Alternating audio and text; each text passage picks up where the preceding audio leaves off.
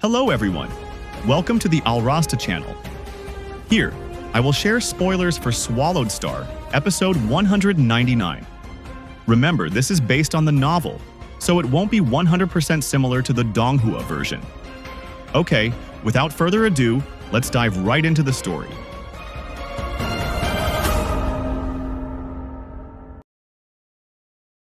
At the end of episode 198 of the Donghua version, in the extraterritorial battlefield, specifically the Twin Spiral Domain, nearly 90 warriors of various races gathered around King Blade River, also known as Luofeng. They were all eyeing the treasure he possessed after various fierce battles. However, as the situation becomes increasingly tense, a terrifying figure appears in the distance.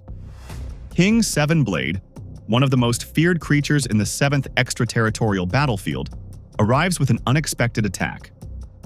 One of the 7 swords flies at high speed, slicing through space, forcing Blade River to react quickly by using the 8 sealed stars to form a projection of the beast god in the shape of a giant whiptail.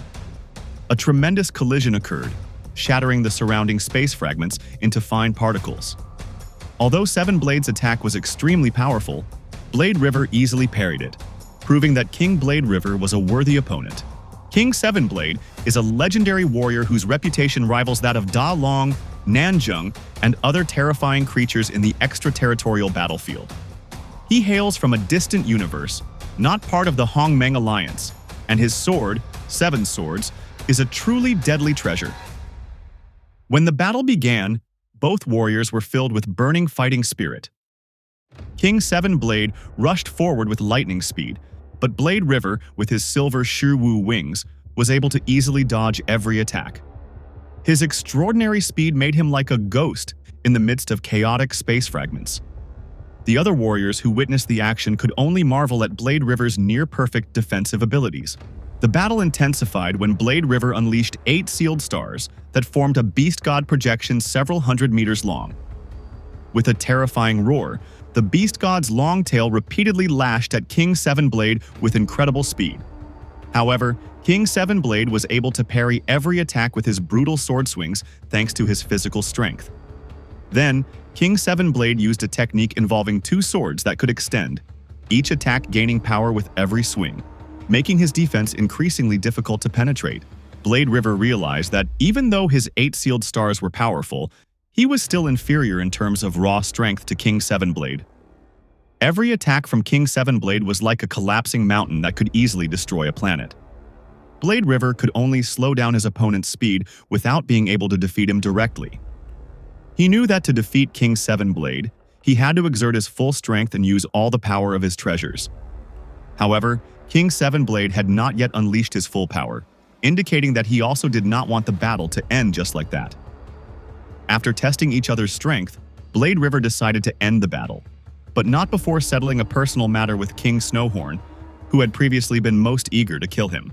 With a single flap of his silver wings, Blade River vanished and reappeared before a terrified Snowhorn. 6 sealed star orbs then formed a projection of the beast god, which howled and instantly tore Snowhorn's body apart. More than 30% of his divine body was destroyed in an instant. Realizing he was no match, Snowhorn chose to destroy himself rather than be forced into a coma and become a slave like Heavy Arrow. A tremendous explosion occurred, injuring several pinnacle Immortal King warriors nearby. After killing Snowhorn, Blade River flew away from the spacelock area at an astonishing speed and disappeared through teleportation. Even King Seven Blade could only sigh in recognition of Blade River's extraordinary power and speed. The legend of Blade River spread throughout the extraterritorial battlefield. Even King Lifefall of the Machine Race came and declared that Blade River deserved all his treasures before disappearing, leaving hundreds of warriors speechless in awe. After the fierce battle between Blade River and King Seven, Blade Emperor ended, hundreds of human warriors still gathered around the Twin Spiral Domain, which was beginning to recover from massive damage. A giant hole with a diameter of hundreds of thousands of kilometers gaped in the destroyed continent, a silent witness to the power that had just been unleashed. Suddenly, a terrifying energy appeared in the air, and a glowing black armored machine figure floated down. This was King Lifefall, one of the 9 most terrifying creatures in the 7th extraterritorial battlefield. His formless pressure silenced hundreds of human immortal king warriors who were afraid but did not challenge him. Lifefall came searching for Blade River after receiving information about his location from a member of the human race who had betrayed him for a reward. However, he was too late, as Blade River had already departed after a fierce duel with King Sevenblade and killed Snowhorn before teleporting far away. The warriors showed Lifefall a 3-dimensional holographic recording of the battle between Blade River and King Sevenblade. Advanced universe technology enabled a 100% accurate simulation of every movement and technique used. Lifefall was observed carefully, and as one of the top beings in the outer war zone, he could see every detail and small wonder in the battle. He realized that King Sevenblade was only using the most basic methods with his 7 sword techniques, only one of his 3 main techniques. Meanwhile, Blade River, who was renowned for his swordsmanship, was actually using a beast god-shaped spirit weapon. King Lifefall also heard that Blade River had several powerful slaves, including Heavy Arrow, and most likely Tianjin and Jihong were also his slaves. He was impressed by his insane speed, legendary defense, and the fact that Blade River didn't even need to unleash his slaves' attacks, showing tremendous confidence. After watching, Lifefall paused for a moment before making a statement that surprised everyone. He declared that Blade River was worthy of his name, and that even if he had a lot of heavy treasure, he deserved it. This acknowledgement from one of the most powerful beings shocked hundreds of other warriors, because it meant that King Lifefall recognized Blade River's strength as equal to that of the powerful warriors in the extraterritorial battlefield. In the warrior world of the universe, only the strong deserve to have heavy treasures, while the weak must hide their treasures so they won't be attacked. Legendary beings such as Sevenblade, with his 7 swords, all of which are heavy treasures. King Sevenblade with his sword, and King Lifefall with his various statuses and treasures were never attacked because of their extraordinary power. This battle proved that Blade River possessed the same level of strength. Although he may have been slightly weaker than King Sevenblade in pure power, his terrifying speed and perfect defense made him just as difficult to defeat. The legend of Blade River began to spread throughout the extraterritorial battlefield like wildfire.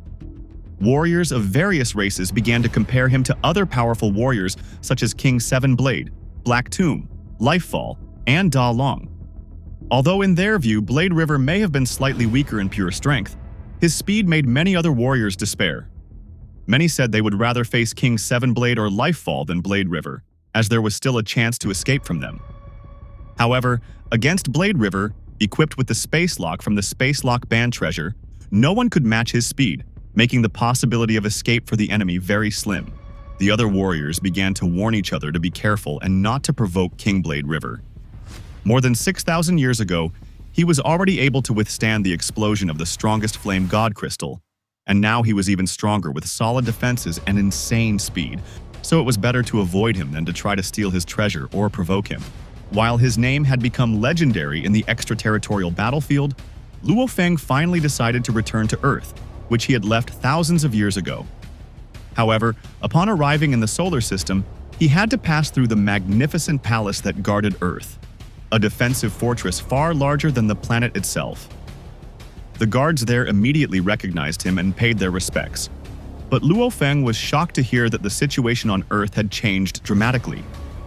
When he tried to enter Earth's atmosphere, a patrol ship suddenly stopped him and asked for identification. Angry at this treatment on his own planet, Luofeng destroyed the ship and issued a stern warning to the guards that he, the owner of half of Earth, did not need to be watched by anyone. Upon arriving at his family home in Yangzhou City, which had stood for 10,000 years, Luofeng was greeted by his wife, Xu Xin, and his 2 sons, Luoping and Luohai. Amidst the joy of the reunion, he noticed something disturbing in the expression of his youngest son, Luohai. It turned out that during his absence, especially in the last 6,000 years, Earth had been filled with immigrants from various races throughout the universe. They were elites from superfamilies who had been sent to Earth because the planet had special properties that could accelerate the development of their powers. These immigrants, backed by powerful organizations such as the Virtual Universe Company and the Huge Axe Dojo, acted very arrogantly and often intimidated the native inhabitants of Earth. Luofeng himself had once been detained in the immigrants' floating city for half a day for no apparent reason. Although Luofeng had signed an agreement prohibiting immigrants from interfering with the lives of Earth's inhabitants, they found a loophole by claiming to only befriend the locals. Now Luofeng faces a huge dilemma. Even though he has become very powerful, these immigrants have too much clout to be challenged directly. They are representatives of thousands of powerful families in the universe, and offending them means facing a force that even the Chaos City Lord must consider carefully. Amidst his anger and frustration, Luofeng realizes that he is not yet strong enough to completely reclaim Earth, but he vows that one day he will ensure that his planet returns to the true owners of humanity. After hearing his son's complaints about intimidation by immigrants, Luofeng asked them to leave and let him think for himself. Luoping and Luohai left him with Xu Xin, his wife. As they walked away, Luoping reprimanded his younger brother, who felt sorry for burdening their father with this problem.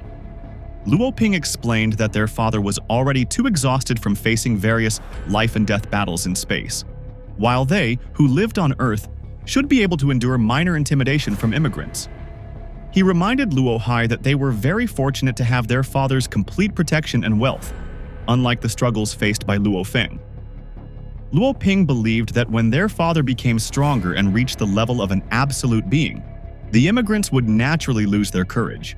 Meanwhile, in the floating city of the Pacific Ocean, King Jie Li, a warrior affiliated with the Huge Axe Dojo organization and a descendant of the Void Goldmaster, sat angrily on his throne. He was still upset about Luofeng's earlier warning. An immortal king named Feng Chen came to remind him not to be too arrogant towards Luofeng, because he was a disciple of the Chaos City Lord. Feng Chen explained that even though they were elites from the Universe Master Level warrior family, they were actually just successors who had never even met the founder of their own family. They were sent to Earth not because they were true elites, but only to look after the immigrants and young trainees of their organization. Feng Chen advised Jie Li to remain humble and show respect to Luofeng, but Jie Li refused vehemently. He looked down on Luofeng and believed that becoming a warrior at the Universe Venerable level was extremely difficult, so Luofeng would likely fail and die on his journey. Unable to tolerate this situation, Luofeng decided to seek help from his master. He went to the virtual universe and met with the Chaos City Lord in the Thunder Palace. Luofeng bluntly explained the problems faced by the native human race of planet Earth due to intimidation by immigrants. The Chaos City Lord, who greatly respected Luofeng for his caring nature towards his family and fellow humans, immediately agreed to help. He said it was a minor issue and gave a firm order that all Luofeng needed to do was continue to become stronger. Half a day later, an official order was issued to all Earth guards and immigration management. The order was very simple but firm.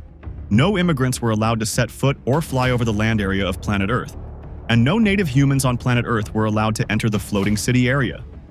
Anyone who violated this order would be killed without mercy. When King Jie Li, who was playing with the purple-haired girl, received this order, he was shocked and angry because his plan to intimidate the locals had been thwarted by the direct intervention of the Chaos City Lord.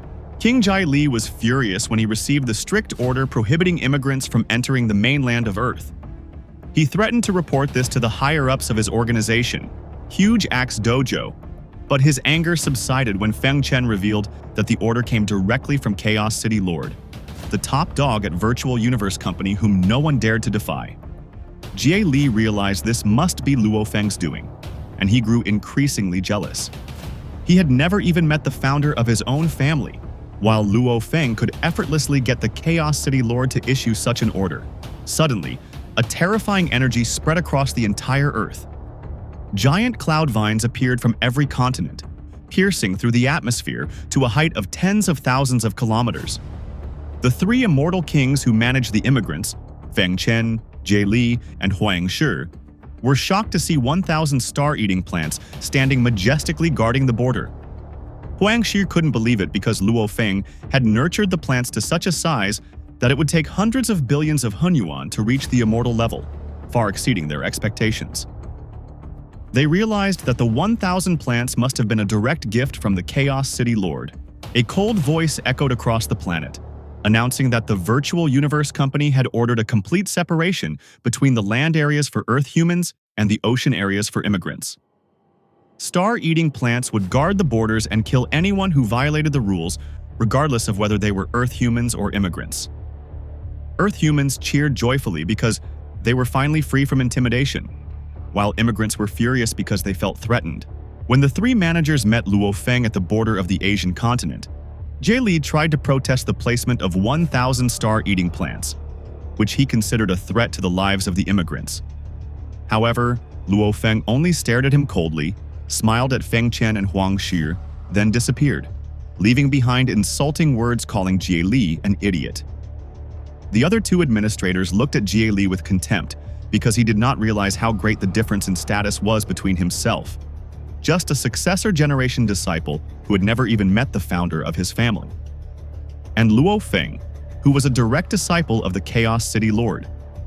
Huang Shi advised Jie Li to be careful and not lose his life over this matter, as with Luofeng's power to summon 1,000 star-eating plants, killing Jie Li would be an effortless task. The two arrogant immigration managers then backed down due to Luofeng's threat, which proved that the order was real. The immigration managers were forced to comply with the rules after receiving a stern warning from their superiors. Earthlings could finally live freely without suffering in silence. A month later, Luofeng prepared to leave Earth again. He left various protections for his family, including 1,000 star-eating plant branches, the King Iron Flag, the slave Luofeng had just conquered, and various other trump cards that would protect Luofeng's family on Earth. After bidding farewell to his wife, parents, and siblings, Luofeng teleported away and vanished. Shortly thereafter, he boarded his Yunmo ship and headed straight for Primal Chaos City.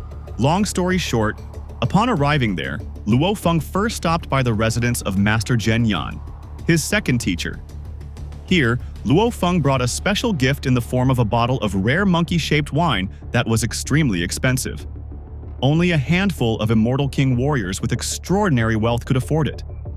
Master Zhen Yan was overjoyed because he had only ever tasted one glass before, and with a broad smile, he referred to his disciple as King Blade River, implying that the gift from his journey in the extraterritorial battlefield must have been very valuable. After returning from the extraterritorial battlefield, Luofeng enjoyed the greatest reward he had earned from over 6,000 years of struggle: the life or death legacy of the Star Tower, then obtaining the star diagram, which had enhanced his power. After more than 6,000 years of mental torture inside the Star Tower, Luofeng had honed his will beyond its limits, and the presence of his beast god had reached a much higher level. In terms of wealth, he had fought in more than 40 battles and massacres in the Star Tower. Each time he took action, he could obtain amounts ranging from billions to hundreds of billions of hunyuan. In fact, even though he only occasionally activated synchronized broadcast to the virtual universe to collect contribution points, he only claimed less than half of his contributions and reported that he had defeated enemy races, but the number of points collected was still astonishing. The wealth that could be exchanged for these points may not have been as much as the total he had obtained during his massacres, but it was still very high in value.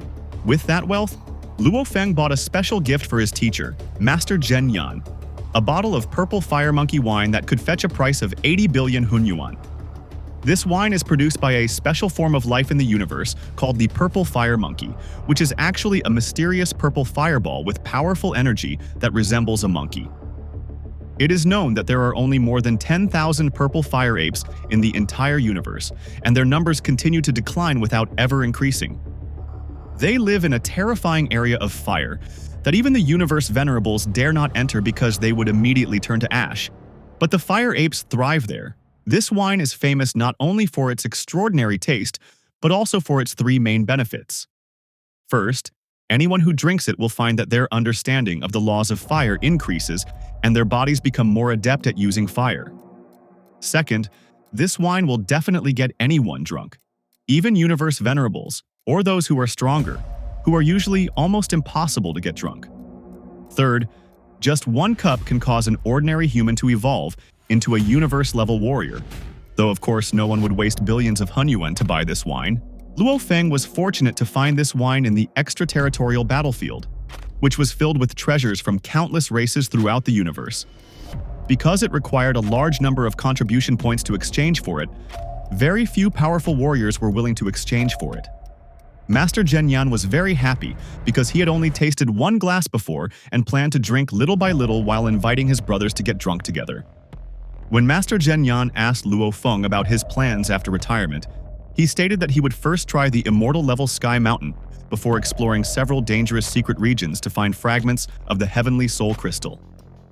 Master Zhenyan warned him to remain cautious because secret regions sometimes had dangers beyond imagination, with laws that did not always follow the rules of the universe.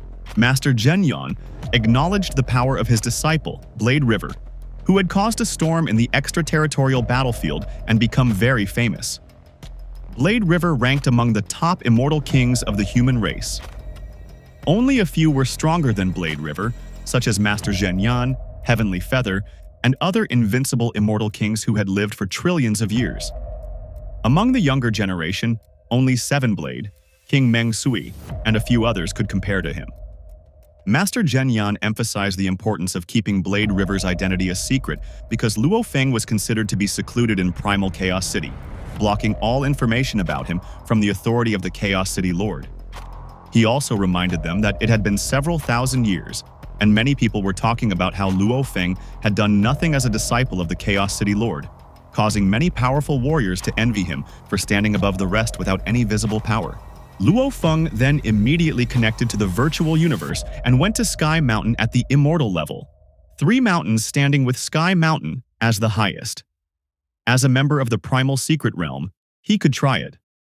At the foot of the mountain, 3 guards, namely a bull man, an ape man, and a snake woman who were dusty because there were rarely any visitors, immediately mocked him for being too confident in trying this mountain with the World Master level. In the virtual universe, all treasures such as the Pearl Tower, Shu Wu's wings, the Star Diagram, the Silver Armor, and other heavy treasures could not be used, leaving only the normal World Master body and Beast God power. The only difference was his extraordinary determination and consciousness. With a howl, a large Beast God projection appeared and immediately tore apart the bull, trampled the ape, and whipped the snake woman. The battle ended instantly, and he passed through the foot of the mountain with great ease, something he could not do when he first became World Master more than 7,000 years ago. The middle of the mountain was just as easy, and at the peak he had a little trouble, but with his strong will and unleashing the Beast God's strongest tail whip, he managed to get through. The revived guards were extremely shocked and respectful, declaring that any human who could pass this must be an absolute genius of 10 million eras and the most peak genius in the history of the human race. Luofeng stood at the peak, looking down at the vast land below with his mind filled with thoughts, while news of his success spread like a tornado throughout the upper echelons of humanity. So what happens next? Let's wait and see in the next video, guys. Okay, thank you for watching until the end, and don't forget to support this channel with likes, subscribe, and comments. That's all from me. Bye.